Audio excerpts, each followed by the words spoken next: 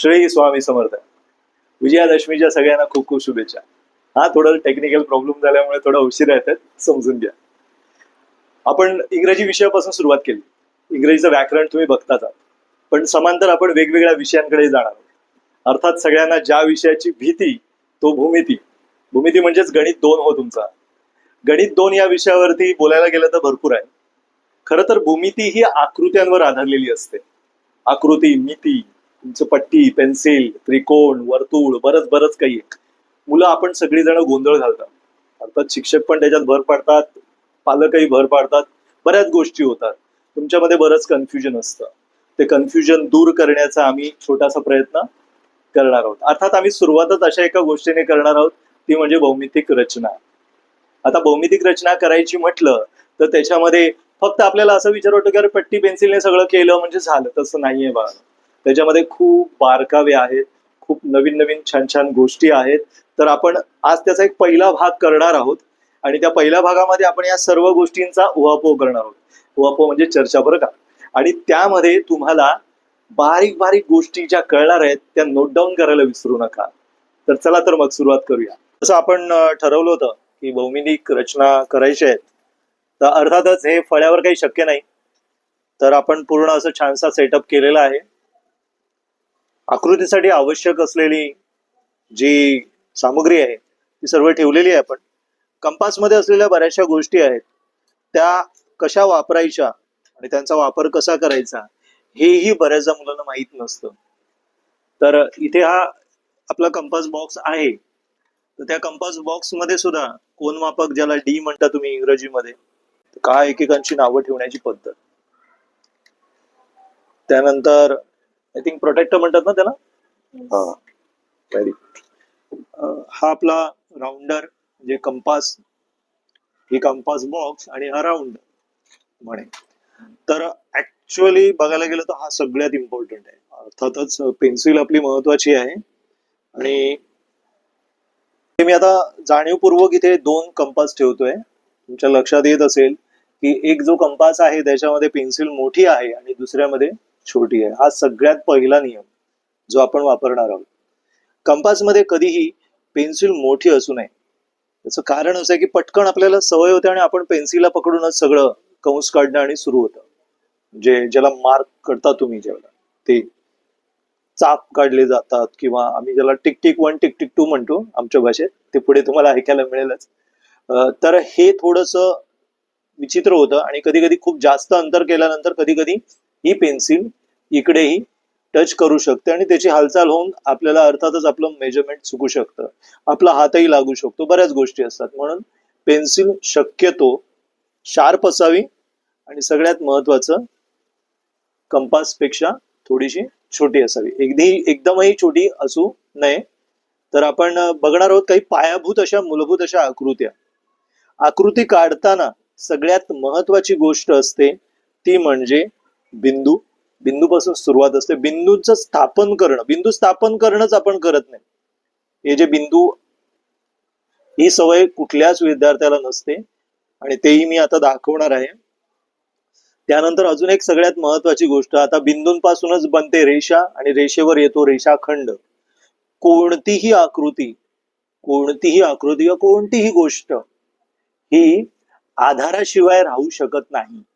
प्रत्येक गोष्टीला आधार असतो. मग भौमितिक रचना त्याला अपवाद कशी ठरेल? तर भौमितिक रचनेमध्ये आपण एक रेषा काढणार आहोत सर्वप्रथम. तर ती रेषा अशी काढतोय बघा. तर मी काय केलं बघा, इथूनच विरोधाभास सुरू झालाय बघा. सर्व मुलं, अगदी सर्व शाळांमध्येही तसं सांगितलं जातं की 2 ओळींच्या मध्ये रेषा काढली पाहिजे असं मी सांगतो. आणि सांगितलं काय जातं की चला रेषेवर काढलं चालेल. ऑलरेडी तुमची ही जी वही आहे हे प्रिंटेड आहे, छापलेलं आहे. तर त्यानंतर पट्टी आहे तुमच्याकडे आणि पेन्सिलही आहे आणि कोऱ्या कागदावर जर तुम्हाला काय म्हणतात, रेषा काढता आली नाही पट्टीच्या सहाय्याने, तर मग काय फायदा आपला. तर इथे ती रेषा काढलेली आहे. आता त्या रेषेवरती आपण काय करूया, एक रेषाखंड घेऊया. आता रेषाखंड घेण्याची पण विचित्र पद्धत. एक 6 सेंटीमीटरचा रेषाखंड शाळेत किंवा काही ठिकाणी सांगितलं, मी स्वतः बघितले मुलं करतात ते, असं पट्टी ठेवणार आणि डायरेक्टली असं मेजरमेंट घेऊन सुरू नाही. याचं काम खूप महत्वाचं आहे. इथे माप घेण्यासाठी सुद्धा आपण एक पट्टी घेणार आहोत. तर पट्टीवरती 0 वर तुम्हाला कंपासचं टोक ठेवायचं आहे आणि हळूहळू हळूहळू माप कमी करत यायचंय. उलट प्रक्रिया केली जाते, असं काहीतरी करतात काही जण, तसं नाही करायचं. त्यामुळे लक्षात ठेवा, तुमचा कंपास हा खूपच फ्लेक्झिबल असला पाहिजे. तुम्ही तो नियमित वापरत असलेला असला पाहिजे. कोणाच्याही मित्राचा मैत्रिणीचा कंपास वापरायचा नाही. आपलं साहित्य आपणच जपून ठेवावं आणि आपणच वापरावं. परीक्षेच्या वेळेला अगदीच नवीन कंपास वगैरेही आणू नयेत, याचं कारण तेच आहे. हे बघा, हे झालं बरोबर 6 सेंटीमीटर. हे 6 सेंटीमीटरचं अंतर झाल्यानंतर तुम्हाला दिसतंय मी ते कंपासने घेतलेलं आहे. म्हणजे पहिला बिंदू मी घेतल्यानंतर दुसरं जे चाप आलेला आहे तिथे मी बिंदू निश्चित करायला विसरलो. बघा, हे महत्वाचं आहे सगळ्यात. तुम्ही कंस काढलात, आर्क, इंग्रजीमध्ये आर्क, मराठीमध्ये कंस, काही जण चाप पण म्हणतात, आम्ही त्याला टिक टिक म्हणतो. बरंच टिक टिक वाजते डोक्यात. तर बघूया, बघा दिसतंय, या अशा पद्धतीने आपल्याला रेषाखंड निश्चित करायचा असतो. अर्थात त्याचं बारसं केलं पाहिजे, त्याचं मापही लिहिलं पाहिजे. मी आता बारसं करतो त्याचं. झालं बस. आता काय पेढे वगैरे मागू नका. ए बी म्हणजे रेषाखंडाचं नाव लिहायचंय, कॅपिटल लेटर्स मध्ये लिहावं लागतं. त्यानंतर एक जो नियम आहे, निम्म्यापेक्षा जास्त अंतर घेऊन आपल्याला कंस काढायचे. 1 टिक टिक 1 टिक टिक 2. त्यानंतर मी ए वर कंपासचं टोक ठेवणार. कुठूनही येऊ सुरुवात करू शकतो. मी बी पासून केली होती. कंस एकमेकांना छेदलेत. उगाच काही मुलं जास्त मोठं झालं तर कंस खोडतात. कंस खोडायचे नाही. त्यामुळे एक आपल्याला स्वतःहूनच एक जजमेंट आली पाहिजे की मी साधारण किती अंतरावरती ते एकमेकांना छेदतील. सतत प्रॅक्टिस केल्यानंतर हे होतं. काही वेळेला मुलं खूप अव्वाच्या म्हणजे पूर्ण रेषाखंडा एवढं माप घेऊन पण कंस काढतात, ते वर जातं खाली येतं. नाही, असं काही करायचं नाही. आता बिंदू निश्चित केल्यानंतर ते जोडणे आणि मग तुम्हाला मिळतो परपेंडिक्युलर बायसेक्टर, म्हणजेच लंब दुभाजक. हे एकदाच करायचं. जब घर की रौनक बढ़ानी होते, असं काय एशियन पेंट करायचं नाही, असं वर खाली नाही, एकदाच. तुमची पेन्सिल एवढी शार्प हवी की ते व्यवस्थित दिसेल. आय थिंक एवढं छान झालेलं आहे. सगळ्यांना नीट कळलं? हा लंब दुभाजक, परपेंडिक्युलर बायसेक्टर.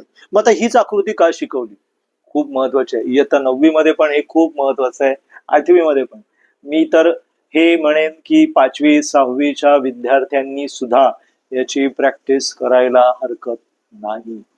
पहिल्यांदा हे आलं पाहिजे. जसं पाठीवर आपल्याला श्री गणेश शिकवलं जातो, तर हे आलं पाहिजे. भौमितिक रचना तुमची चांगली व्हायची असेल तर तुम्हाला हे आलं पाहिजे. दुसरा पार्ट जो आहे ते आहे कोनदुभाजक.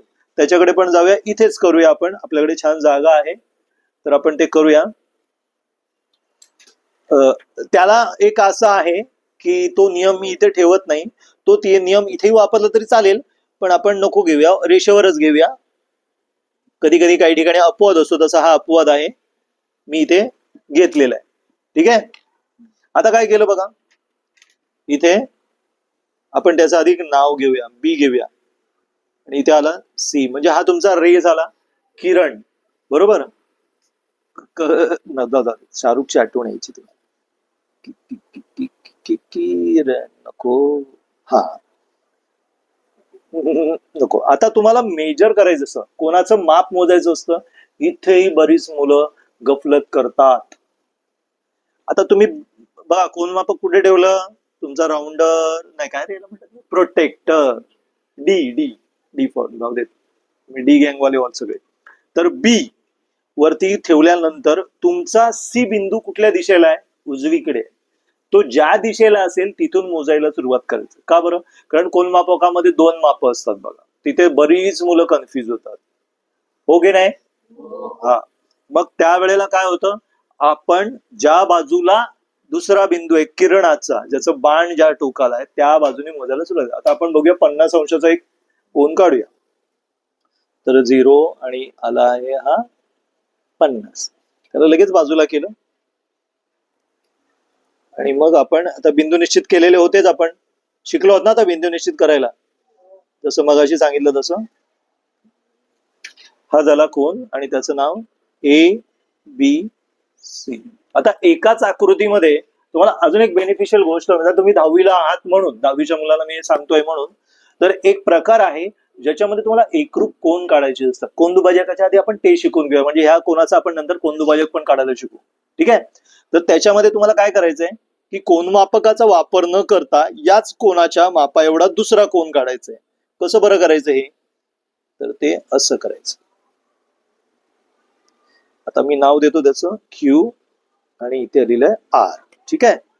आता एक काम करायचं, एक कंस घ्यायचा. तो कंस आहे किती मापाचा घ्या, छोटासा एक आर्क तुम्ही काढा आणि तो घेतलाय मी, दिसतंय. ओके.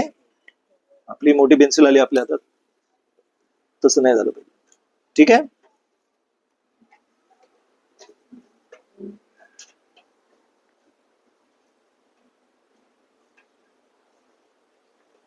तोच कंस, तेच मेजर, समजलं. अरे कळलं का. त्याच्यानंतर काय करायचं, आता हे जे अंतर आहे ना, नीट बघा, हे जे दिसतंय दोन कंस, तो कंस दोन ठिकाणी छेदला गेलाय बरोबर. Two points it has intersect. ते जे पॉइंट आहेत ना ते बघायचं आणि तेवढं अंतर घ्यायचं आणि तेच अंतर बरोबर इथे ठेवून आपण काय करायचंय, त्याला चाप काढून घ्यायचा आणि तिथे पॉइंट निश्चित करायचं. निश्चित केला, इथे ऑलरेडी एक पॉइंट आहे, समजलं सगळ्यांना.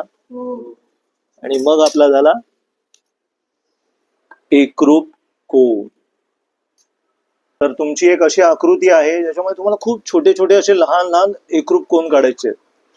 तुमच्या कोन मापकावर, तुमच्या कंपासवर, या कंपासवरती जबरदस्त कमांड असावं लागतं आणि ते प्रॅक्टिस शिवाय होत नाही. लक्षात ठेवा, जर तुमची प्रॅक्टिस नसेल तर हे शक्य नाही.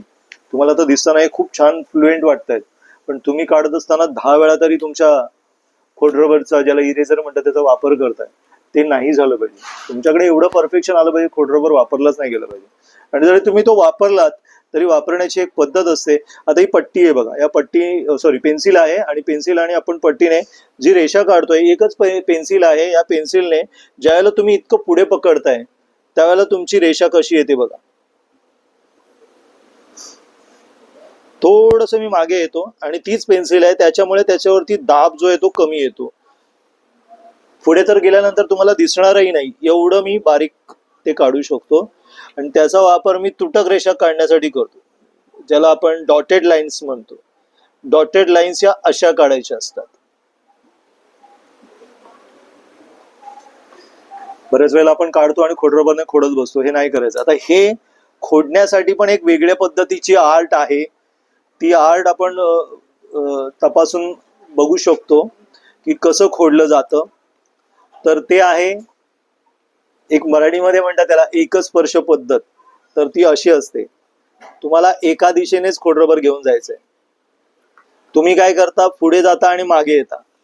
तुमच्या खोडरबरला लागलेलं कार्बन परत पेपरवर येतं आणि तो पांढरा शुभ्र कागद काळा होतो. तुमची आकृती खराब होते. आपण खोडरबरला शिव्या देऊन मोकळे होतो. तर खोडरबर खराब नसतो मित्रांनो, आपणच ते चुकीच्या पद्धतीने खोडतोय. तो अशा पद्धतीने खोडला जातो. असं छानपैकी होतं. मुळातच आपली पेन्सिल शार्प असावी, अलगद काढत जा, म्हणजे तुम्हाला जास्त जोरात खोडावं लागणार नाही. त्यातही मी तुम्हाला म्हणालो की आपल्या आकृत्या इतक्या परफेक्ट असायला हव्यात सरावाने की आपल्याला खोडरबर वापरायची गरजही लागणार नाही. आता आपण बघणार आहोत, मगाशीच मी म्हटलं तसं, आधी आपण कोनदुभाजक काढायला पाहिजे होता. पण दोन एकरूप कोन झालेले आहेत आपल्याला. आता दोन्ही कोन मिळालेले, त्यातला कुठला तरी एक कोन आहे त्याचा आपण कोनदुभाजक काढूया, ज्याला आपण अँगल बायसेक्टर असं म्हणू शकतो. तर ते अँगल बायसेक्टर काढण्यासाठी हीच प्रक्रिया असते. एक कंस तुम्हाला काढावा लागतो जो ऑलरेडी काढलेला आहे. आता तुम्हाला काय करायचं, ह्या कंसाच्या एवढंच अंतर घेतलं तरी चालतं किंवा थोडंसं कमी, थोडंसं जास्त, एकदम पण जास्त अंतर नाही घ्यायचंय, जेणेकरून तुम्हाला एक प्रॉपर असा छेदलेला कंस बघायला मिळेल एकमेकांना. बघा, या बिंदूवरती कंपासचं टोक ठेवलं, एक कंस आपण टिक टिक 1 काढलं, इकडे छेदलेला दुसरा जो कंस आहे तिकडचा बिंदूवर ठेवला आणि आपण या कंसाला छेदणारा दुसरा कंस काढला आणि मग आपल्याला ऑब्व्हियसली त्यांचा छेदन बिंदू जो आहे दोघांचा तो पॉइंट मेकिंग म्हणतो, मगासपासून मी म्हणत होतो आधी, तर ते खूप इम्पॉर्टंट आहे. बऱ्याच मुलांकडे मोठी पट्टी नसते, वापरतात छोट्या पट्ट्याच वापरल्या जातात, तर तसं न करता मोठी पट्टी एक ठेवा सोबत, आकृती काढायला बरं पडतं. हे तुमचा कोन दुभाजक, that is called angle bisector. तुम्हाला या 3 आकृत्या 1 2 3 रोज काढायच्या. मी अजून एका आकृतीची भर करतोय जी तुम्हाला रोज काढायची आहे, जेणेकरून तुमचा कंपास वापरणं एकदम फ्लुएंट होईल, तुमच्या भाषेमध्ये एकदम झकास अशा पद्धतीने. पण त्यासाठी तुम्हाला टोपीचा वापर करून एक सेंटर घ्यायचं आहे आणि एक वर्तुळ काढायचं. त्यावेळेला एक छोटासा खड्डा क्रिएट करतो, कोणासाठी? कंपासच्या या टोकासाठी. हे लक्षात ठेवा, म्हणजे जेणेकरून काय होईल, कंपासने नंतर जोर लावून आपण काय करणार, पेन्सिल कागदाला खड्डा पडणार नाही याची काळजी घेऊ. असं एक अजून एक वर्तुळ आपण काढायचं आहे. वेगवेगळ्या त्रिज्यांची अशी 3 वर्तुळं रोज काढायची एकाच केंद्राचा वापर करून, जेणेकरून याच्यावरती तुमचं खूप जबरदस्त कमांड येईल, जे आहे कंपास, ज्या आकृत्यांसाठी खूप महत्वाचं आहे. परत एकदा सांगेन, तुमची पेन्सिल याची शार्प असायला हवी आणि अर्थातच ती लहान असावी. याच्याबरोबर अजून एक स्टँड बाय शार्प केलेली छोटी पेन्सिल जरूर ठेवा परीक्षेच्या वेळेला, म्हणजे याची पेन्सिलची शार्पनेस गेलं तर ते काढलं आणि कंपासला तुम्ही शार्प त्या पेन्सिलला शार्प करताय तर ते खूप चुकीचं होईल. तर थोडीशी ती काळजी घ्यायची, म्हणजे ती पेन्सिल लगेच लावली आणि आपण पुढचं काम करायला मोकळं झालं. अर्थातच तुमच्या लक्षात आलं असेलच, मगाशी मी सुरुवात करण्यापूर्वी म्हणालो की भूमिती म्हटलं तर भौमितिक रचना हे खूप महत्वाचे आहेत, आकृत्यांना खूप महत्व आहे. तर त्यातला जो पायाभूत भाग आहे किंवा ज्याला आपण बेसिक कन्सेप्ट म्हणू शकतो, तर ते या आहेत. यांचा सराव झाल्याशिवाय मला वाटतं आपण पुढे जाणं योग्य होणार नाही. तर सगळ्यात पहिलं म्हणजे लंबदुभाजक. लंबदुभाजक काढताना रेषाखंड किंवा रेषा 2 ओळींच्या मध्ये काढणं. त्यानंतर 2 कोण आपण एकरूप केले. त्यानंतर कोनदुभाजकाचा जो एक भाग आहे तोही बघितला आणि एकाच केंद्राचा वापर करून आपण 3 वर्तुळ व्यवस्थित ड्रॉ केलेत किंवा काढलेले आहेत आणि त्यासाठी कंपासचाच पुन्हा वापर केलेला आहे. मला वाटतं हा या भागामध्ये झालेला भाग आपण पूर्ण पाहिलेला आहे व्यवस्थित, आणि हे पक्क झाल्यानंतरच आपण पुढच्या भागाकडे वळणार आहोत. तर हे सगळं आता बघितलं असेल, नक्कीच सगळ्यांची हीच प्रतिक्रिया असणार, हे काहीतरी आम्ही नवीन बघितलेलं आहे आणि हो ते नवीनच आहे. असं तुमच्यासाठी नवीन आहे पण आमच्यासाठी हे खूप जुनं आहे. श्रद्धा क्लासची मुलं जर माझे विद्यार्थी काही बघत असतील तर त्यांच्या डोळ्यासमोर सगळा त्यांचा भूतकाळ आला असेलच आणि नवीन मुलांना काहीतरी नवीन शिकायला मिळालंय. तर अर्थातच ऍज युजल नेहमीप्रमाणेच म्हणेन, मला वाटतं मला स्वतःला जे काम करायला खूप मजा येते तर ती तुम्हालाही अनुभवायला पण मजा आलीच असेल. खूप आवडलं तरच ते तुम्हाला करायलाही मजा येते आणि मला खात्री आहे की तुम्हालाही खूप आवडलं असेल. तर नक्कीच या व्हिडिओला तुम्ही जास्तीत जास्त लाईक करा आणि कमेंटही कराल अशी अपेक्षा बाळगतो, आणि तुम्ही जास्तीत जास्त मुलांपर्यंत पोहोचवा ज्यांना खरंच भूमितीमध्ये मार्क खूप कमी आहेत. तर हा भाग चांगला झाला तर नक्कीच त्यांना खूप खूप फायदा होईल, हाच आमचा हेतू आहे. तर प्लीज शेअर करायला पण विसरू नका. श्री स्वामी समर्थ.